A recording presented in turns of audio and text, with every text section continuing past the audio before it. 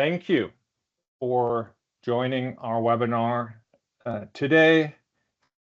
Securus 360 Cybersecurity Best Practices series. However, today is quite a bit different. Typically, we talk about cybersecurity, technology, solutions. Today, it's more about K-12, IT leadership, strategy. Today will be a conversation. We have two very accomplished CTOs on with us today. I'll introduce them in a second, and we'll talk about what they have learned. They have cracked the code, so to speak, and we'll get their wisdom and have a conversation on how can you run a successful IT department at a K-12 school district, specifically with the balancing act between innovation and technology, and then technology and security. So we'll have a lot of great things to talk about. I have with me today Mr. Gil Mara. Gil is currently and has been with Torrance Unified for a while. He's been doing some great stuff there, he and his team. And then we have Todd Rickman, formerly at Santa Barbara USD. Did great, very successful there. Did a lot of good things. And now he's in the private sector. But the two of them have great stuff to offer. Looking forward to that conversation. Looking forward to hearing some great stories. My name is Daniel Eickhoff. I'm a K-12 cybersecurity specialist here at Securus 360, and we are the experts in the managed detection and response and SOC as a service business for school districts. So with that, I will give the two gentlemen an opportunity to introduce themselves, and then we'll have a conversation, see what we can learn. All right. Thanks, Daniel. Good morning, everyone, to all of my colleagues out there. I first of all, Daniel, I appreciate you finding a picture of me from the early 90s. I don't know where you dug that one up, but great. I'll take it. I started my teaching career in the Hawthorne School District in the early 90s. I've been in K-12 for 35 years, spent 25 years in the Hawthorne School District, and have been in Torrance Unified the last 9 years here. So I've been in this space for a long time. It's what I know. It's, for the most part, my identity. You know, we identify ourselves with our work. So I'll turn it over to my colleague over here, Todd, and we'll get going. He'll introduce himself. Everyone, it's great to be here. I'm honored to be on a panel actually with Gil. Again, I'm Todd Rickman. I'm a former CTO at Santa Barbara Unified, where I spent 15 years as a classroom teacher and another 9 as an assistant soup/CTO. And a few years ago, I left. I was recruited to go and work for an LMS company to start a global customer success department for them, where I was their global director. And I currently am working for an ed tech consulting firm based in Spain, but offices globally. Yeah, thank you, gentlemen. Yeah, no shortage of expertise and experience between the two of them, and a lot of personality. So looking forward to that. With that said, first question I would like to touch on, and that is that like pretty much everything else, even IT is a people business. And part of the CTO's job is managing a team. And these teams are, they comprise different roles, different personalities of people, different seniorities, different specialties. And how important are those team dynamics for the success of the department? And what do you look out for, and what do we try to avoid? And then what are some of the other things that we can do to make the team perform at capacity? Yeah, I'll start off, Daniel. So, like I said, I've been at this for quite a long time, and K-12 is a people business, right? As a teacher, we know that you can imprint quite a lot of knowledge onto your own students, and through the years, my students have taught me a lot of things. And then I've also worked for several, 4 different superintendents, and I've had the opportunity to, learn a lot from kids to young adults to even folks who are now retired.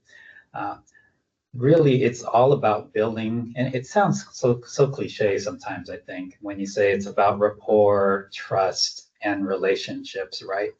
But I think that goes a really long way.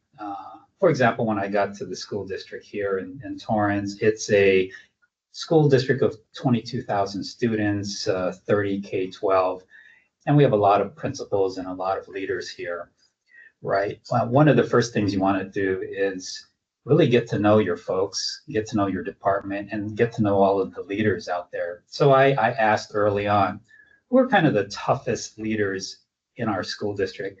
Tough meaning they hold every department to a high standard. So who's yelling at IT right now? Why are they not happy? What are the things that are going on?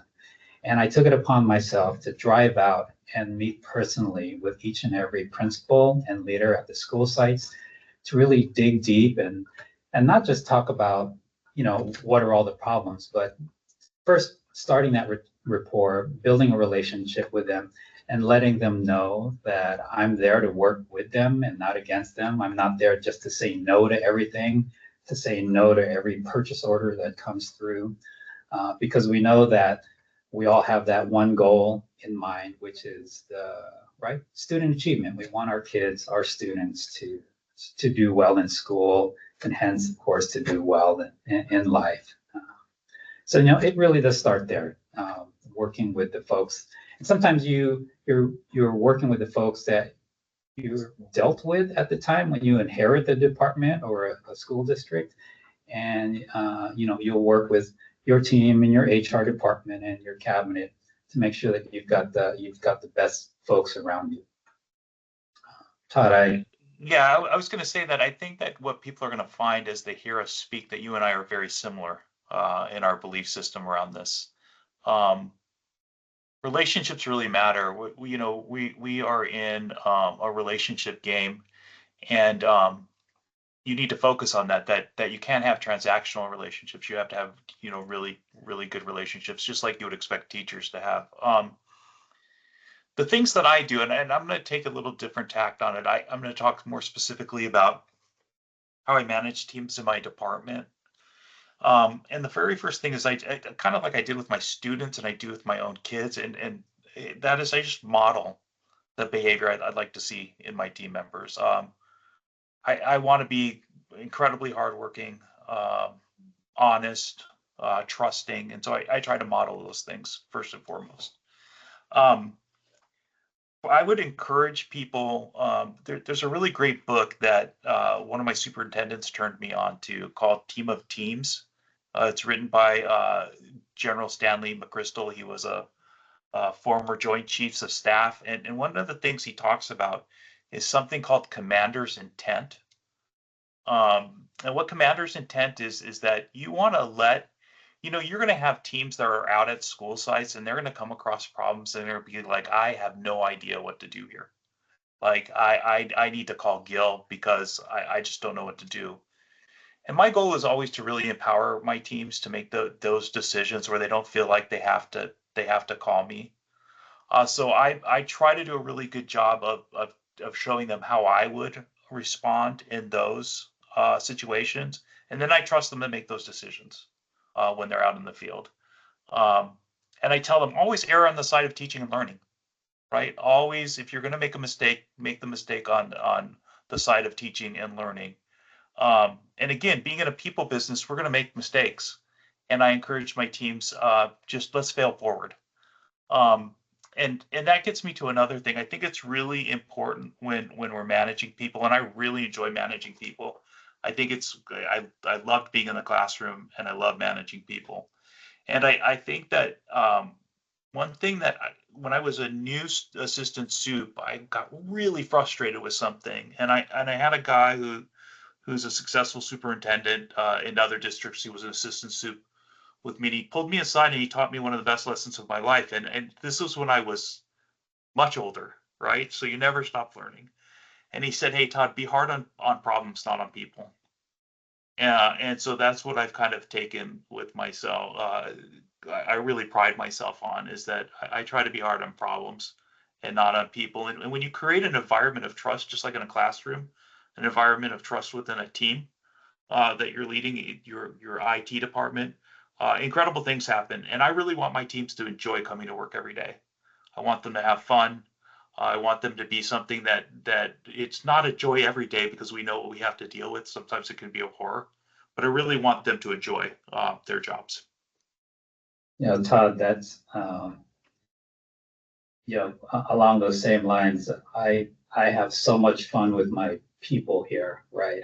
I'm a bit of a jokester, and I'm always messing around, but they know when it's time to also get serious. But we like having the light mood.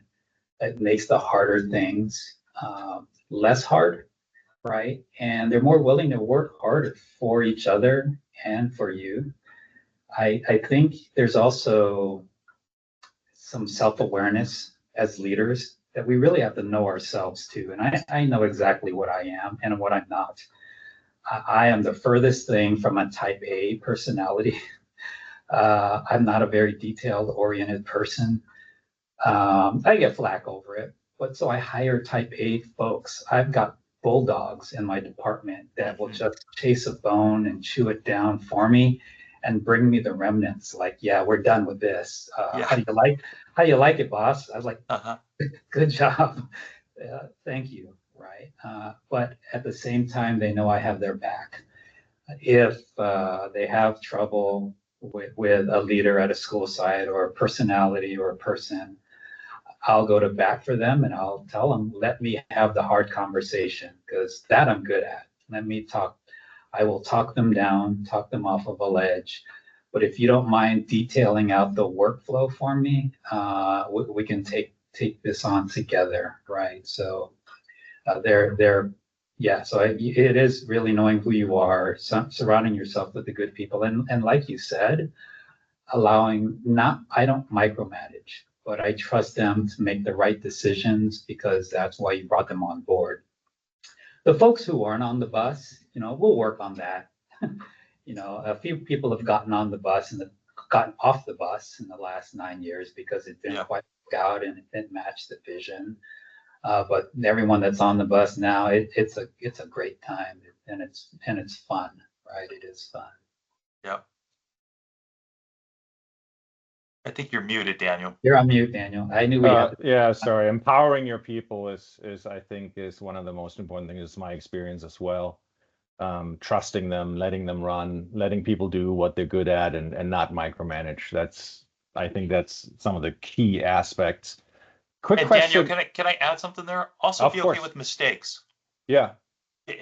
Right. Be okay with mistakes and let them know, hey, I don't want you to work in fear. Oh yeah. That you're going to make a mistake and then someone's going to jump all over you. I got you. If you make a mistake, I will take the blame. That's what I try to do. Yeah. Or try to do. Yeah. We talked a lot about managing your team, and it already came up once or twice here, but let's talk about managing up for a little bit, because that's just as important, right? As CTOs, there's limited budgets. You can't do everything you want. You certainly, you want to do more than your superintendent might be able to approve for different reasons.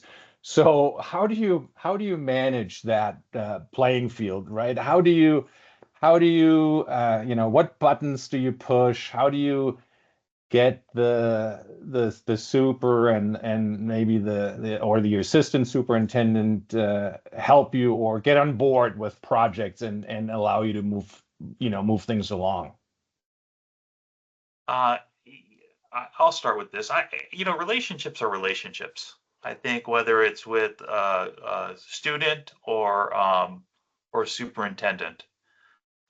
Just a quick story. So when I was a teacher, I was on our union negotiating team, and I really wondered why these people get paid so much money and what the heck do they do. And what I learned really quickly is that they actually do a lot, but they don't necessarily get paid more because they work harder. Because I come from a long line of teachers, so I don't think anybody works harder than teachers. But they fly closer to the sun, right? They are frequently in jeopardy because this is a very political business, right? That's why superintendents last only about 5 years. So how do you work with a superintendent? I think it's important that we remember our role. My job is to help protect the superintendent from making mistakes and looking bad, right? So I try to do that. But at the same time, I have things that I feel I need to get done. And I know I'm going to be here probably longer than the superintendent. Like I worked for 3 different superintendents in my tenure at Santa Barbara. So I do that. And then the other thing that I really tried to do is I really tried to take time, and Gil mentioned this before, to understand what's really happening in other departments, especially ed services, so I can be a resource to everyone. My goal was always to be a resource to the superintendent, the other assistant supes. And I'll be honest, you ask a really good question. Sometimes I told my bosses this, that I was sometimes going to ask for forgiveness rather than permission, because sometimes we need to get things done. But you have to know you have to understand the politics of the district, but avoid the political games. So that would be my recommendation.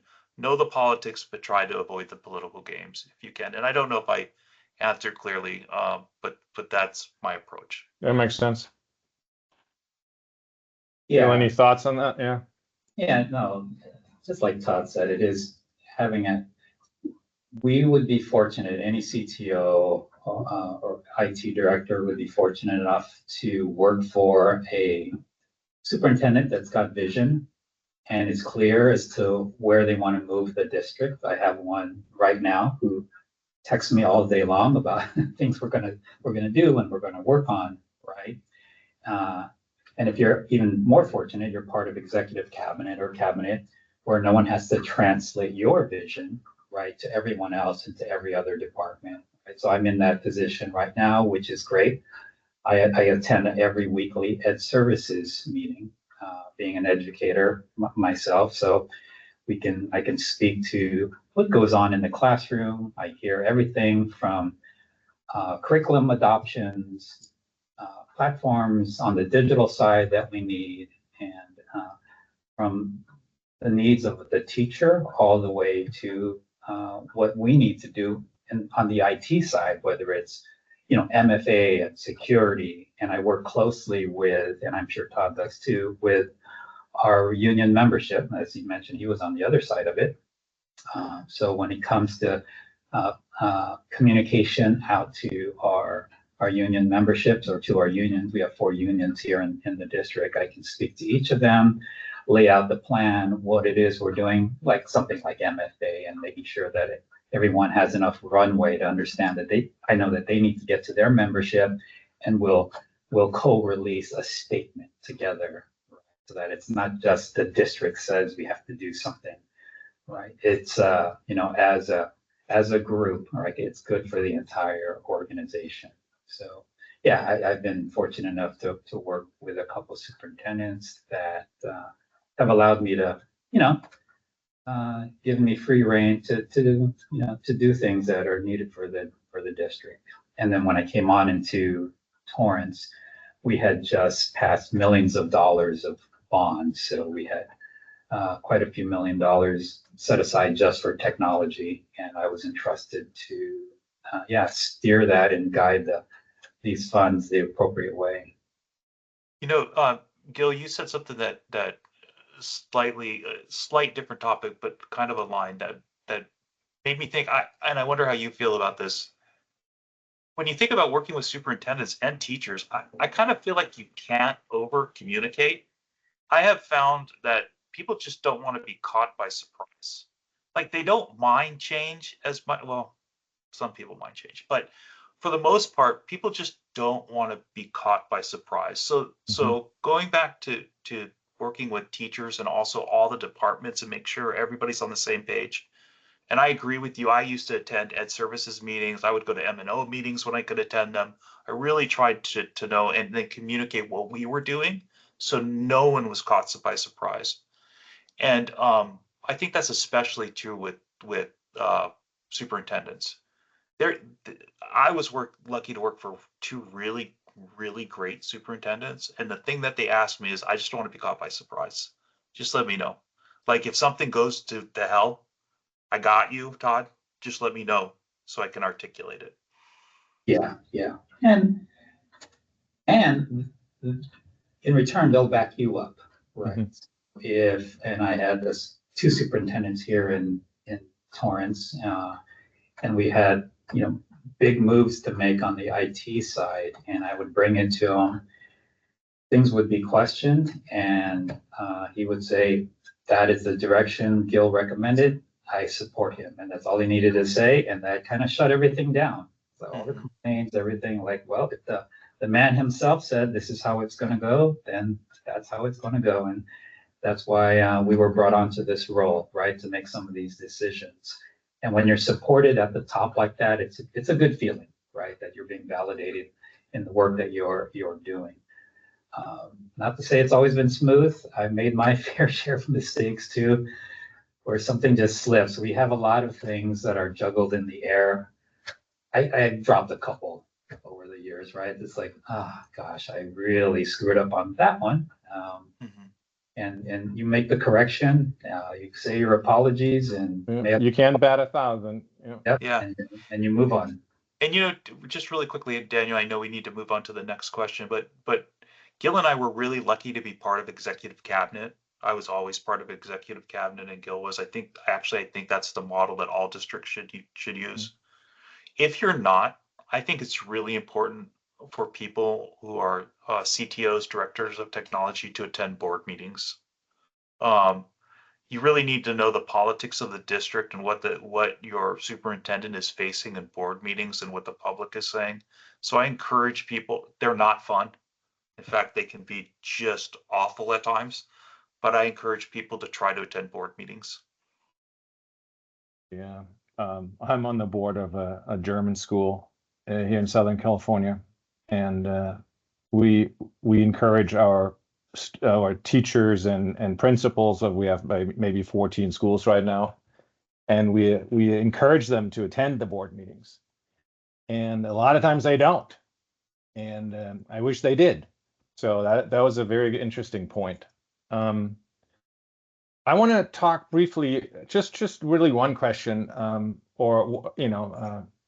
because I'm really interested in this. And Gil, both of you, I think, just touched on some good times financially speaking. There's always times where budgets are available, bonds are there. You can almost do anything you want. But then it's like it's famine, and then there's a drought, and then you don't have the budget to do everything you want to do. We had the pandemic, and then and then we had a cybersecurity boom, and budgets were there. Now budgets are flat. A lot of districts shrinking. So just from a technical perspective, almost, how do you prioritize? I mean, how do you, on a high level, what's your strategy of saying, okay, what do we do and what do we push? I mean, obviously we do what's most important, but kind of how do you approach that? I'll go. Yeah. So when times are fat, I really made a point of a lot of school districts get in this habit of buying things that are cheap because that's all they can afford. So they think with this logic, I'm going to buy a lot of cheap stuff. I really paid attention to life cycles on things that we were buying. I'm talking primarily about network infrastructure right now because it's such a huge cost, right?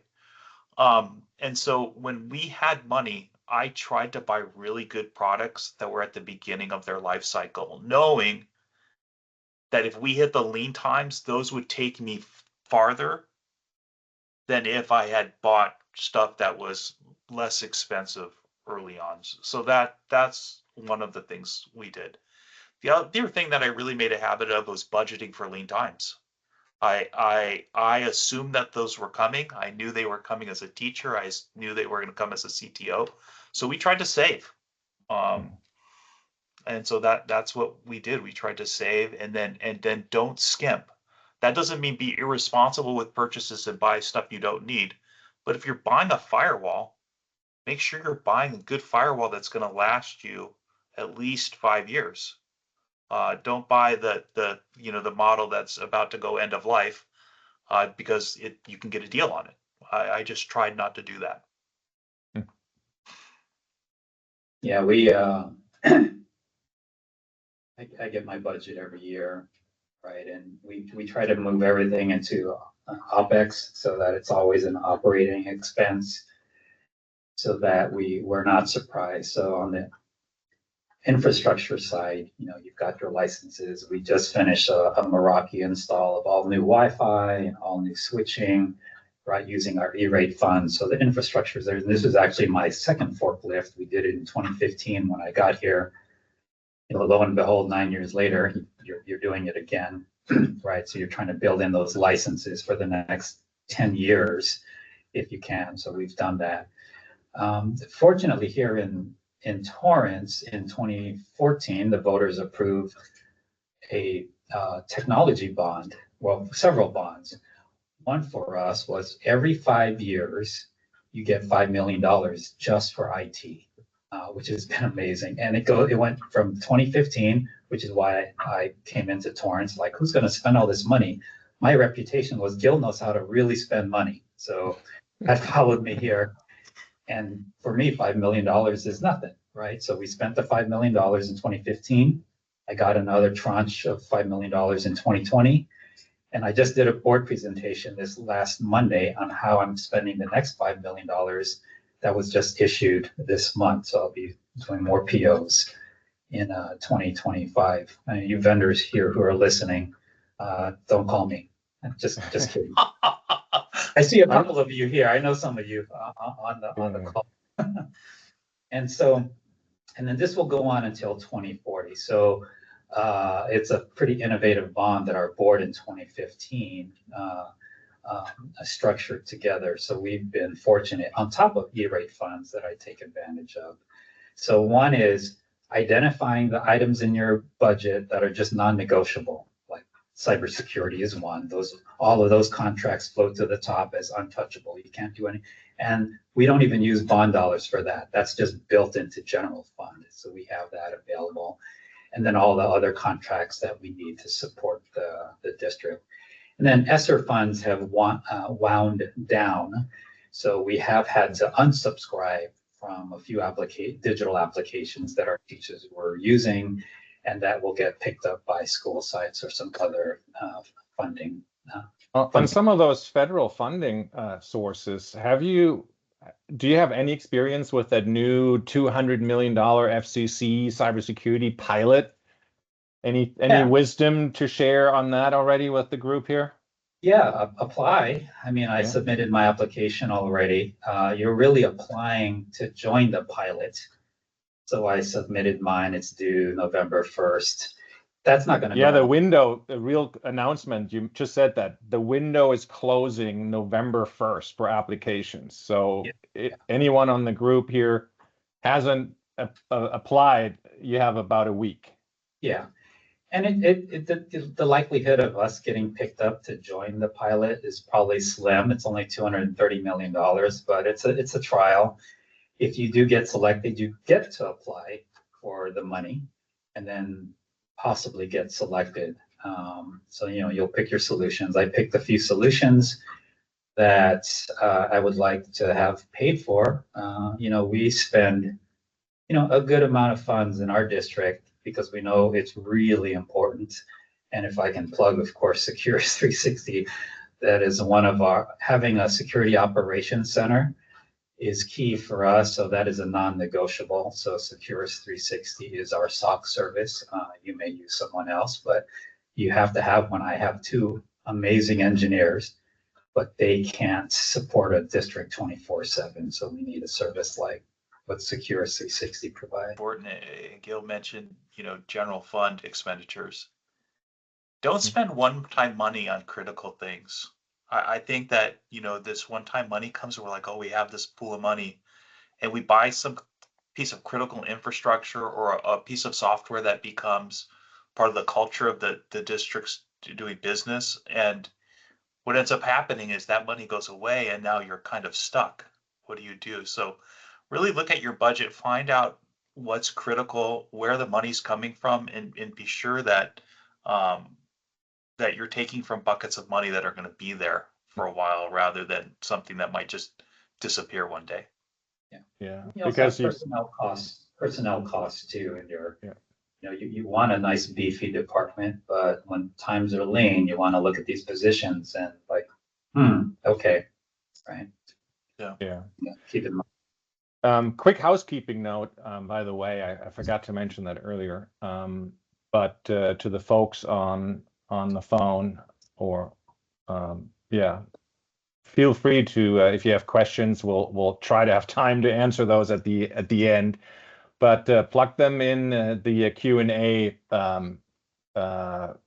feature there, so you can add them right now or later, but you don't have to remember them. Just send them over, and then later we'll try to answer as many questions as possible. But I had another quick question, unless you guys had one more critical thought on that topic. I would like to go to the next question, because I know it's a big one in any organization, but definitely in an IT department at a school district, and all of us have to constantly keep learning. We do make mistakes. Everyone makes mistakes. Everyone needs to keep learning until we keel over, right? So the question is, how do you, in IT where things are moving so quickly, like completely new technologies are coming up constantly. Other technologies are evolving quickly. What kind of tools and strategies do you use to keep your team up to speed on all these technologies and keep their expertise sharp? And then second kind of question is, so that's for your team, but also how are you involved and how do you facilitate professional development for other districts, like for teachers, faculty, staff, administrators? What's your role there, and what are your, how do you approach that? Yeah, I want to say that's something we need to improve on for my own staff. Just because we did the large upgrade of our network, we have a lot of Cisco learning credits, right? So we've got some funds that allows some of our staff to, take on some courses and learn a few things. But as districts, I think we need to do a better job of, providing these pathways for our folks and giving them more opportunities. And we've done some of that in Torrance in kind of fits and starts, where we'll fund, we're doing a lot better with our classified staff. I do want to say, where we're providing more webinars or for more PD days to allow them to join sessions and give them pathways outside of their current position. So, and we actually have a few of our classified folks who may have been paraeducators in the beginning and are now in credentialing programs to become teachers, for example. So we do, provide some education around that. This is your current position. Do you want to elevate to another trade? Do you want to switch? Do you want to become a supervisor or perhaps a manager one day? And, we try to educate our folks on how that can be done. On the PD side for our certificate, also, I have 3 EdTech TOSAs on my staff, and I work with them closely, and we provide a lot of PD for our teachers in the EdTech space, learning the platforms, and of course now big, and what we're really busy with is a lot of AI work that's going on. We've presented in quite a few conferences, and we just presented to our PTA this morning, which is where I was prior to this, in getting our community educated on how we are using AI in our district. So I don't know how. Yeah, It's such a good question. One, and it's not to sound trite, but I think you have to model continuous learning yourself as a leader. Right. And I also think you have to be really deliberate with PD. So we would set aside time in my department to do professional learning. Some of those were just learn on your own days, right? Where we just said, well, the office is closed except for emergencies from noon until the end of the day, and this is our professional learning time, and everyone would research something. Then we would split up doing kind of micro learning lessons where I would teach something, my team members would teach something. So we tried to be really deliberate about it. Also, we use Slack, and so I created a channel where people could share findings. So I wanted to create a place where I could share things and the team could share and teach others. So again, I think being deliberate. When it comes to train, so I too was in charge of professional development for the whole district around technology. And one of the things I did really early is I just aligned myself with ed services, because I believe that technology and instruction shouldn't be two parallel paths. So we always, anytime there was any type of instructional training going on, it always had a technology component and vice versa. We didn't train in silos. Right. And so those are the things that we tried to do. Yeah. Yeah. It's yeah, in my previous life, we had a whole university set up, and we put huge effort into training. And I feel it's a key, any business you're in, it's a key component to be successful as a business.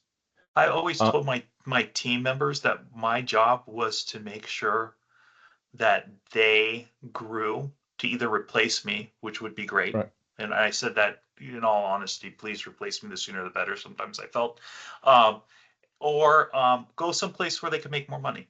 You know, my job as a teacher was to grow kids. My job as a manager of people was to grow people. And the other thing I did, and Gil mentioned this, is that I thought it was really important to have career paths within the department. Mm-hmm. So we reorged our department a couple times to make sure that there were distinct career paths that people could take. So that's something else to look at how your department is organized, and are there career paths within it? Can you come in at one level and move up a logical career path? So we tried to do that also. Yeah. Okay. Thank you. That was interesting. Last big question, and then we'll do questions, audience questions, and then eventually we would love to chat forever, but we're running a little bit here towards the end. But last big question is on cybersecurity. I know it's for most CTOs and for superintendents. Of course, school operations learning is important, but cybersecurity is for superintendents and CTOs often top priority these days, right? Because it's gotten so bad. Even smaller schools now are being attacked constantly. Back in the day, they would focus on the big, juicy targets where they could get the biggest ransom money. But now, after the shift to ransomware as a service groups, highly organized, super commercialized organizations with hundreds of affiliates that are performing attacks for them. School districts left and right, small ones, big ones, rural, doesn't matter. On a high level, how do you deal with that? What are kind of your guiding principles on how to keep your school, your students safe? And then I want to ask a little bit of a pointed question here: is with budgets often, recently limited, even in the cybersecurity space, are CTOs kind of being set up to fail? is and what can they do to make sure that they still keep their organization safe and not let the district run into that huge issue that would be a ransomware attack or a cybersecurity breach. Yeah, well, the district needs to adopt a framework, right? There are a lot of good frameworks out there, and then we kind of follow NIST, right? The NIST. You gotta identify, protect, detect, and respond and recover from any one of these attacks. There are also a lot of good best practices to have in place. It feels like I've purchased everything under the sun, and there are a lot of services that overlap in things. So you start with, of course, your next generation firewall, and then we also use email protection. You have the good old traditional antivirus you've got on devices, EDR, MDR, intrusion protection services, all kinds of detection services. And then using a service like Securus 360, where you have a partner that will look at and help you look at all of these logs, look at all of the activity on your network. We also have a service that alerts us for ransomware, where it'll shut down a ransomware attack, where it's encrypting your files. So it looks at our Google Drive and looks at our shared drives in our servers. So we have quite a few layers in place. And then you also have to educate your employees. So whether, I know KnowBe4 is a popular one. We're switching services because we have a new cybersecurity insurance provider. So we're switching to another platform, where you can dish out simulated phishing attacks to your employees. They hate me after all of this. Yeah, you don't make friends when you do things like that. When they get caught up in a phishing scam that's simulated, and then they have to go through training. So yeah, and all of this, again, I said it before, these are all services and products that are all the non-negotiable pieces in our budget, right? That these have to be funded at quite the cost, which is why we're applying for the cybersecurity pilot program. But what's important is that your leadership knows, so cabinet knows, our CBO, our chief business official, we're completely in sync. He knows absolutely why this is all important to do, because the cost of an attack and recovering from an attack can be 10 times costlier, right? And God forbid ever having to actually pay for a ransom. We don't want to go down that route. So we're doing student information getting leaked out, and it's basically like insurance, I guess. Cybersecurity is a form of insurance, like you said. It'll cost you $5 million to recover, but it'll only cost you $50,000 a year to protect yourself. Sure. For one vendor. Okay. I'm sorry, Gil. I didn't mean to interrupt you there, but we have to move on a little bit. Todd, any ideas? This is where understanding politics is really important. Mm-hmm. I was frequently able to present to the school board, and so this is where I say that you use politics to your advantage. Show data. Do a report to the school board. Show them the risk of not acting, right? And then, like most school board meetings, they're recorded.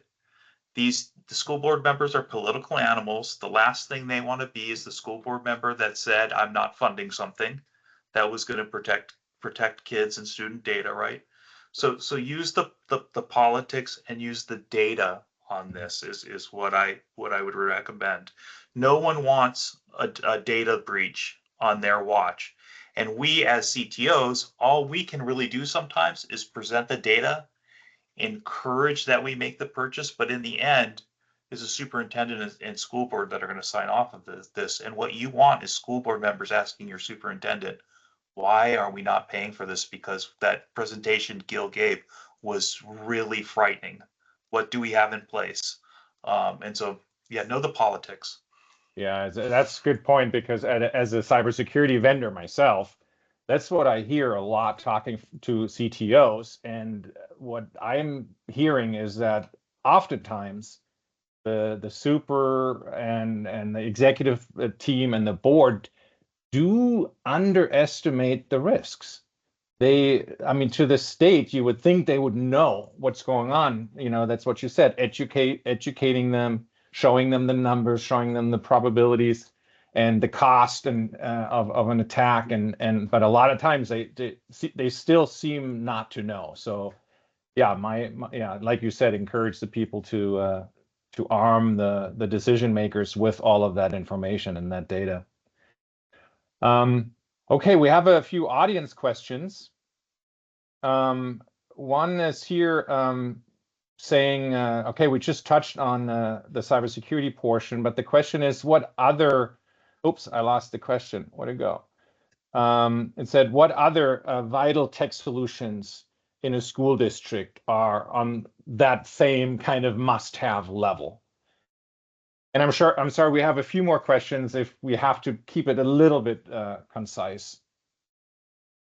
Yeah, I just went through just a short litany of a few things that you need to have in place. I mean, a lot of vendors now are saying our solution is also now AI enabled, and haven't quite dug into what all that means, aside from there's a lot of learning that's going on with some of their solutions, where it'll take them to the next level and be able to take on these zero-day attacks maybe a lot quicker, because even the hackers are now using AI, right, in order to come at us.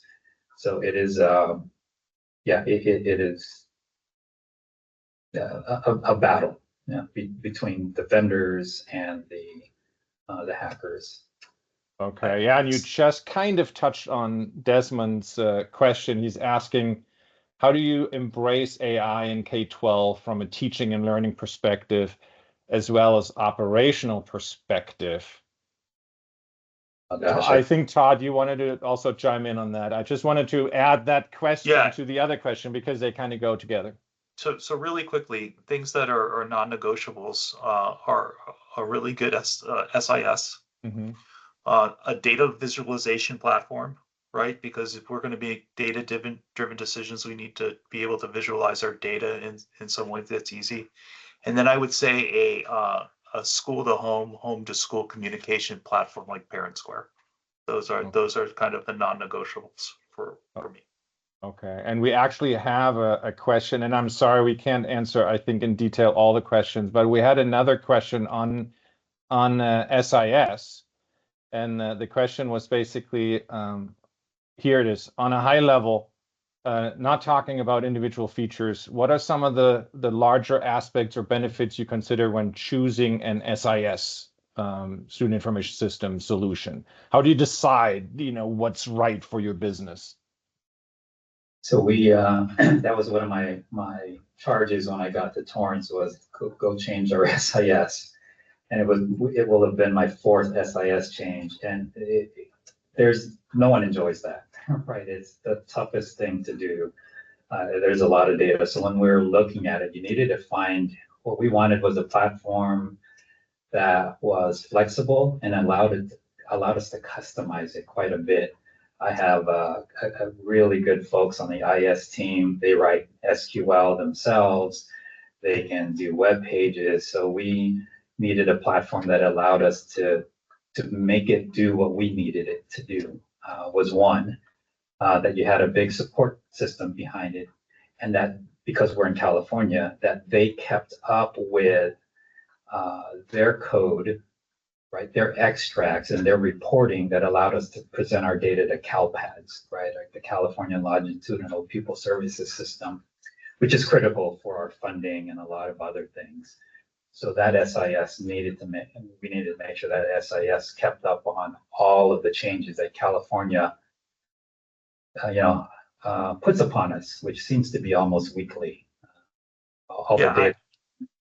I was going to say reporting is incredibly important. We always wanted a SIS that had robust integrations a really great API, and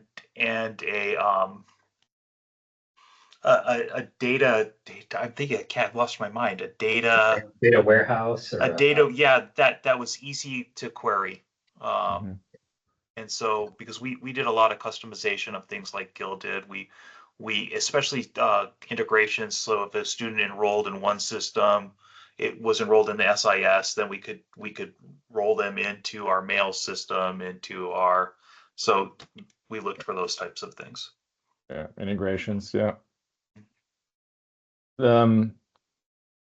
Here's two really interesting questions. And one is probably asked a little bit in jest. It's not a technical question. It's like, how do you get your superintendent to approve additional headcount for your team? I think that's what we all want to know. That's actually pretty easy. How do you do it?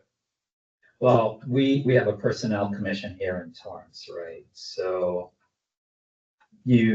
first of all, you've got to assess your team, right? You need to assess, and that's what I did when I got here. You looked at all the skill sets and where you're lacking. You'd work with your superintendent. Where do you want to go? Where do we need to take the district, right?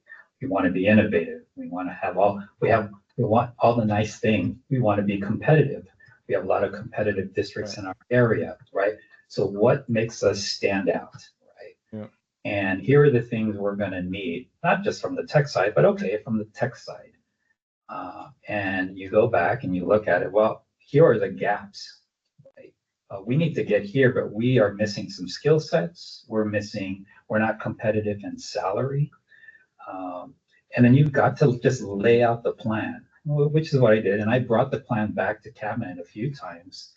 Here's the head count. And not so much the head count as much as here are the skills that we need, and this is what we're lacking. And how many FTEs do we need? Because this is where we need to put our focus. And if you align your vision with the district's vision and the leadership's vision, it makes sense to them. It's like, oh, well, absolutely, you need the guy that was just the network guy in the beginning. I'm like, he needs to be a systems analyst. I'm like, first of all, his skill set is above and beyond anything we can afford right now. We just need to recognize all the work he's put in the last 15 years, and let's compensate him the right way. Like, we had a couple folks who were like, why are you even still here? First of all, thank you for staying, but we need to treat you better, and we're going to compensate you. So you just need to lay out the plan. And align, and you're not saying it's for me, right? It's really for the district and for the betterment of the organization. Find the money yourself is what I would say. And what I mean by that is be tight with other department leaders, especially your CBO, and go looking for money. That's what I used to do. I would figure out how to pay for it. So I wouldn't just go to the superintendent and say, hey, I need this and I need that, and I need it because everybody's working. Well, everybody's working hard, right? Everybody's running short-staffed. So what I try to do is I would try to find the money ahead of time. And that might be going to my CBO and saying, hey, is there money anywhere? Going to my M&O, the head of M&O who I'm friends with, are you guys using all your FTEs? Is there projects that aren't going to happen that money was set aside for that now is not? I would just go and hunt money, and then I would bring a plan and be like, I even figured out how to pay for it. And so when you do that, it's kind of hard to say no. They still do sometimes, but is they're like, oh, thanks for finding all this money. I didn't know we had this. We'll I put need it to use somewhere it for else. this, right? But most of the time, if you put in that legwork, they will. They'll let you do it. Yeah, you're a better man than I thought. But that was a good. I find the money myself. I like that. Really good question here. Last question.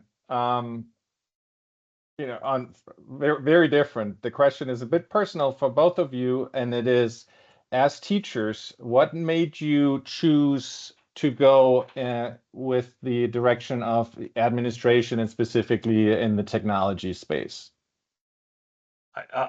I'll go first because mine's a little embarrassing. I think it's my arrogance is what did it. I had a superintendent that tried to recruit me to come and take the CTO position, and I was just like, why in the world would I ever want to do that? And I'm gonna die in my classroom. That was my literally probably die in my classroom. Um, and then he started talking, well, I'm gonna hire this person, and I was just like, oh, they're not gonna do a good job. Like I'll do a better job. And so it was my arrogance, confidence, call it what you will. That's how I ended up in the position. Yeah, mine's a really quick story.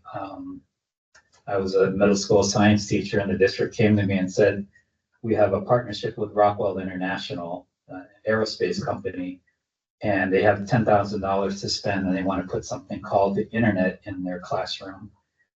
And I told the district office, I said, that is the dumbest thing I've ever heard. I don't know what that is. For $10,000, I need more dissecting trays and frogs, right? And I gave them a list of what to buy, what to spend $10,000 on. And they said, we're going to send you to Santa Barbara. You're going to meet with a guy. He's coming in from New York, and he's going to bring the internet and show it to you. I was like, oh, is he going to bring it? Okay, cool. So in a suitcase. In a suitcase, yes, in a box, right? So he brought the internet, and he shows the screen and says, all you got to do is click on these blue underlined words, and they're called hyperlinks. They bring you the pages, and I'm writing notes. And how do you get there? Well, you got to type www. What does that mean? World Wide Web. Okay. I said, well, okay, I guess that sounds cool. Go ahead, put it in my classroom. And that's, 30 years later, the rest of history. Yeah. Al Gore and myself just, created it. So I haven't taken a computer class yet, but one of these days maybe I will. But that's how I ended up getting pulled out of the classroom. Okay, yeah, that's good. Yeah, it's a couple of years ago, but yeah, what a transformational force the internet was, right? And now we have AI doing the same thing. Last question. Thank you for the questions from the audience, by the way. I'm sorry if I missed one or two. Obviously, happy to get you in touch with these gentlemen if you want to talk anything in specifics, you want to touch on something, have your own conversation, you're free to do that. I'm sure they're happy to do that. Gil, Todd, thank you for doing this. We really appreciate it. Hugely educational. On our way out, what are the, as a closing thought, what, if anything, the one thing that you would want our audience members to walk away with from this call, what would that be? I think we talked about it before in preparation, and I think about this all the time, as I get close to the end of the career, and it's almost reflective as you look back. The why do we do all of this? My kids went through this school district. I've raised my kids. I saw what good education really does for students and for the young adults. So I try to think about that every day. And then I really enjoy people. So I say you enjoy the job, enjoy the interaction, even the hard interactions. I had one early this morning, and I thought to myself, but that's part of the gig, right? I signed up for this, and I want to work with them, and I help. It's nothing personal, right? I try not to take anything too personal when someone's upset, whether it's a parent or a leader at a school site, or even someone on my staff. I just want to really kind of enjoy life. This is my identity, and I think I'll be in this space for quite a while. Long after. I've got a lot of friends, hundreds of folks that I've met through the years, and they've imprinted their philosophies on me, and I hope to do the same for. I know I know a few people on this call that are young directors and CTOs, and I want to stand by them and help them out and continue to learn from them too. So. Yeah. And we didn't even talk about mentorship earlier, but you just touched on that point, like the first question. mentorship is another part of the team dynamics and empowering your team members, making them better, making them better at their job, better at life. So that was a good thought. Todd, anything? Yeah, I'll just give you 4 really quick ones. Going back, be hard on problems, not on people. Surround yourself with people who are smarter than you. Mm-hmm. Be quick to own your mistakes and apologize. I Mm-hmm. think is really important. And always remember it's about the kids and not the adults. Yep. Very good. Very good. Hey, again, gentlemen, very very interesting, very educational, very now I can't think of the word, but I really enjoyed it. Let's put it this way. I hope, and I'm sure everyone on the call enjoyed it. Thank you, everyone in the audience, for joining us. I'm sure